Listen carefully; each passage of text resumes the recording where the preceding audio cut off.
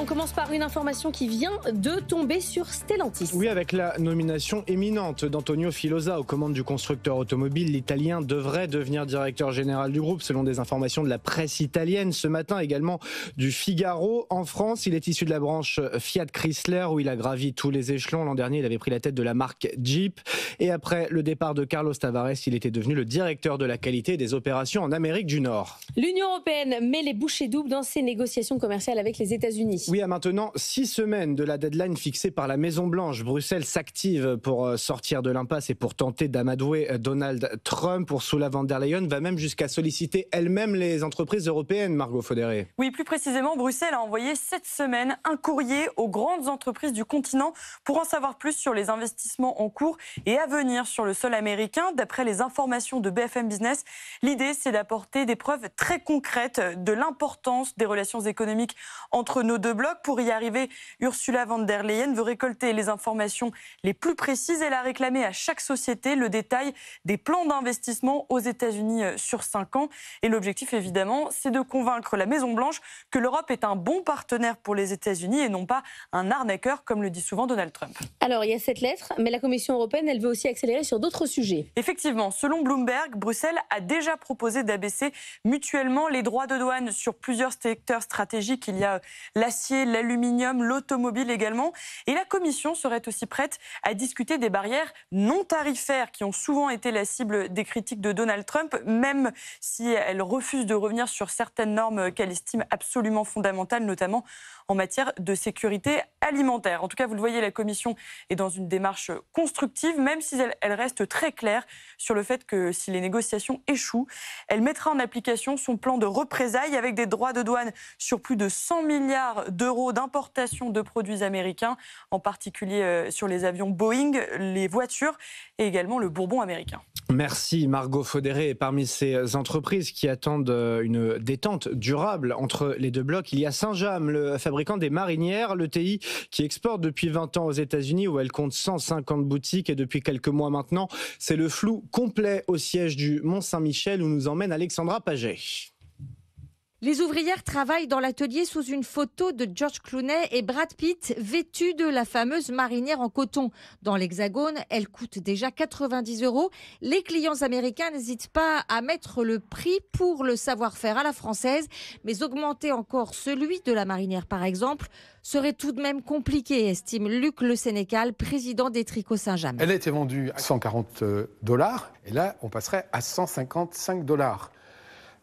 155 $, ça fait quand même une hausse significative. À réappliquer une hausse qu'on n'a pas prévue, qu'on n'a pas annoncée, ça me paraît difficile. Cette crise des droits de douane vient en effet s'ajouter à 2 ans de hausse des prix entre flambée des matières premières, du coton, de l'énergie, autant d'aléas que la marque a l'habitude de gérer, mais qui l'incite tout de même à une certaine prudence aujourd'hui. Pendant le Covid, on avait 2 boutiques à New York qu'on a fermées pendant la période Covid, puisque les loyers sont importants.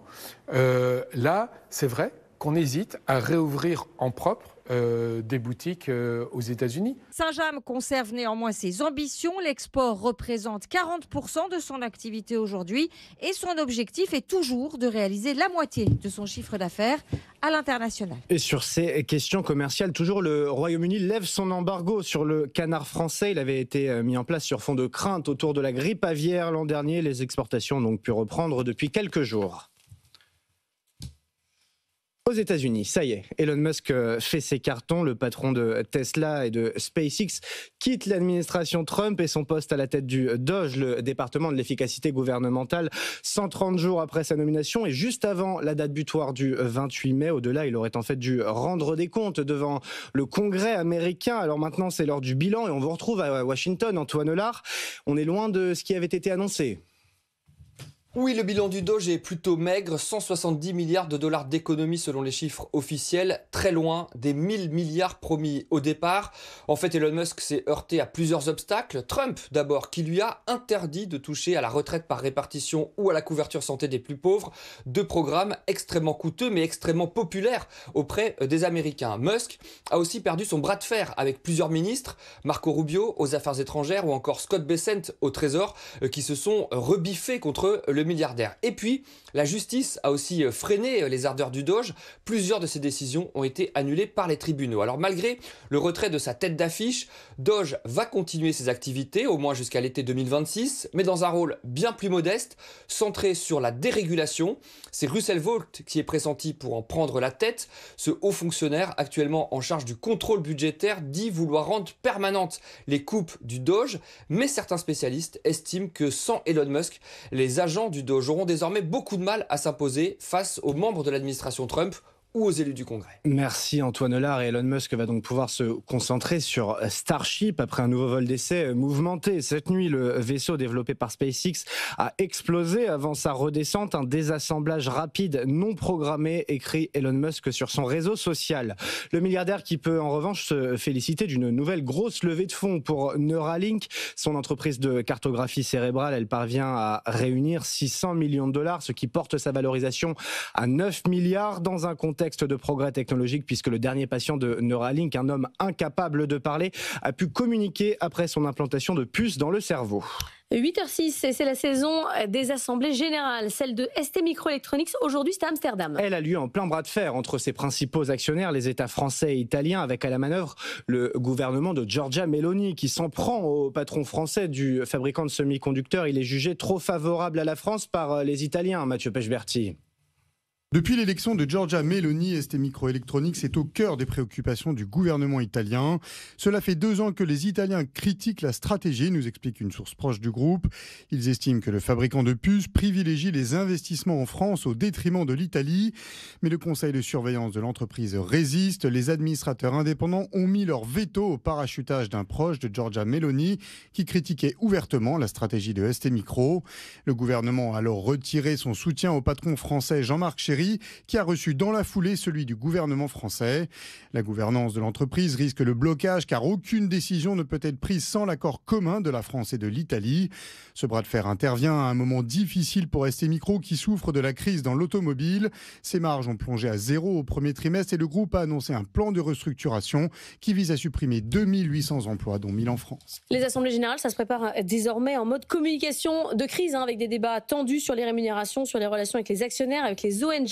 Arnaud Dupuis-Casterès, le fondateur de Vaesolis Communication, viendra à 8h45 nous expliquer comment il prépare les chefs d'entreprise. Mais avant ça, il y avait une réunion hier autour de Sarah El Haïry, la haute commissaire à l'enfance, pour parler de la tendance adult only, la tendance no kids dans les hôtels, dans les restaurants. On est en ligne avec Nicolas Daillot. Bonjour, vous êtes le président de la Fédération nationale de l'hôtellerie de plein air. Qu'est-ce qu'on vous a dit hier? C'est quoi le problème? Oui, ça s'est bien passé. La ministre donc a présenté le sujet. Mais c'est vrai qu'en ce qui nous concerne, nous, les campings, on ne se sent pas tellement concernés puisque l'enfant est au cœur de notre modèle économique et commercial. C'est évidemment la raison d'être des campings que d'accueillir des enfants. Bon, néanmoins, on va participer évidemment au débat. Ça a été le cas hier. Chacun a pu présenter ses particularités. Et l'idée, c'était évidemment d'avancer avec une méthode proposée par la ministre. Mais il y a une vingtaine d'établissements qui sont concernés en France, qui se lancent dans la tendance no kids. Il peut y avoir des campings ou autres. On cherche à leur dire c'est un problème sociétal, l'offre ne va pas. Que vient faire le gouvernement là-dedans, en fait? C'est ça la question. Oui, tout à fait. Alors, en fait, le gouvernement veut déjà quantifier le phénomène, puisque là, vous donnez quelques chiffres, mais l'idée, c'est de savoir véritablement quelle est la réalité des choses. Et puis après, c'est de travailler sur une méthode qui permettrait justement d'arriver peut-être à le circonscrire un peu plus. Peut-être, la ministre a parlé notamment de la problématique éventuelle d'une charte d'engagement. Tout ça reste évidemment à confirmer, mais on est plutôt en éveil. Oui, mais une charte d'engagement de quoi? C'est-à-dire à dire je suis d'accord pour accueillir des enfants. Enfin, oui, il y a des campings, par exemple, il y a des campings naturistes. Il y en a 150 en France, on leur impose pas de règles. Non, tout à fait. Bon, chez nous, encore une fois, le sujet n'existe pas véritablement. Dans les campings naturistes, il y a énormément de familles avec enfants. Dans l'immense majorité des campings français, plus de 99%, ce sont les familles avec enfants qui sont accueillies. Je pense que parmi le florilège des hébergements touristiques français, les campings ne sont pas véritablement concernés. C'est vrai qu'on a 15-20 campings, a priori, qui se sont fait une spécialité de l'accueil des adultes principalement, non pas parce que les enfants sont interdits, mais parce que l'offre qui est conçue, qui est proposée, est surtout pensée pour les adultes. Il n'y a pas d'aire de jeu, il n'y a pas d'animation pour les enfants, il n'y a pas de club enfant. Donc c'est ce que précisent ces campings, c'est que les enfants sont les bienvenus, mais ils risquent de s'ennuyer dans leurs établissements. C'est pas parce que les enfants sont mal élevés, ça n'a rien à voir, et que ça pèse sur l'ensemble de la qualité de votre séjour. Non, pas du tout. Chez nous, au contraire, les enfants sont les bienvenus. Au contraire, le modèle commercial des campings est pensé pour que les enfants puissent justement passer un bon moment, se faire des amis, aller à l'aire de jeu, aller dans les toboggans aquatiques. Chez nous, il n'y a pas de sujet autour des enfants, c'est tout le contraire. Nous les adorons et ils sont les bienvenus et tout est pensé pour eux. Nous aussi, on adore les enfants.